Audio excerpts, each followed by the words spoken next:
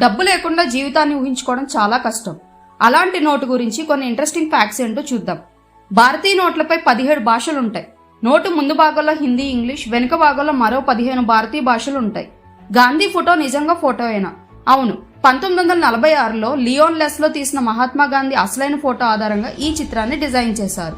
Braille పద్ధతిలో కూడా గుర్తించవచ్చు. దృష్టిలోపం ఉన్నవారు టచ్ ద్వారా నోటు విలువను గుర్తించేందుకు ప్రత్యేకమైన రేఖలు, గుర్తులు ఉంటాయి.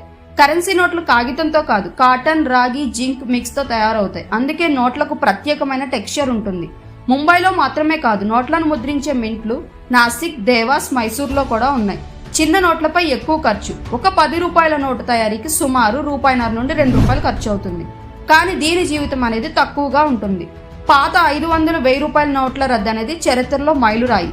2016లో నోట్ల రద్దు జరిగింది. కానీ ఇది దేశ చరిత్రలో తొలిసారి కాదు.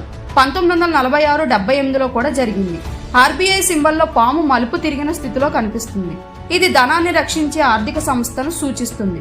కరెన్సీ నోట్లు నీటిలో తడిచినా పాడవు. ఎందుకంటే ఇవి ప్రత్యేకమైన కాటన్ మరియు పాలిమర్ మిశ్రమంతో తయారు చేయబడతాయి. అందుకే తడిచినా కూడా చిరక్కుండా ఉంటాయి. ఒక నోటును తక్కువలో తక్కువ 18 రకాల పరీక్షలు చేస్తారు.